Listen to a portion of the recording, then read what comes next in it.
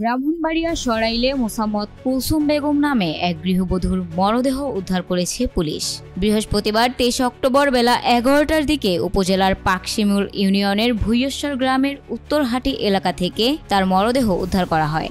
নিহত কুলসুম বেগম ওই এলাকার মামুন মিয়ার স্ত্রী এবং চান্দেরহাটির ফারুক মিয়ার মেয়ে। পরিবারের দাবি তাকে যৌতুকের টাকার জন্য শ্বাসরোধ করে হত্যা করা হয়েছে এবং পরে ওড়না দিয়ে পেঁচিয়ে বসতঘরের তীরে ঝুলিয়ে রাখা হয়েছিল।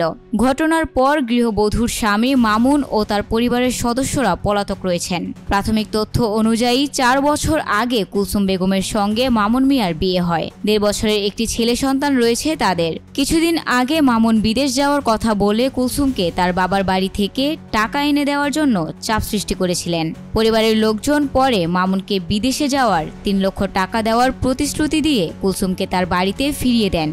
বৃহস্পতিবার সকালে স্থানীয়রা কুলসুমের ঝুলন্ত মরদেহ দেখতে পেয়ে পুলিশকে খবর দেন।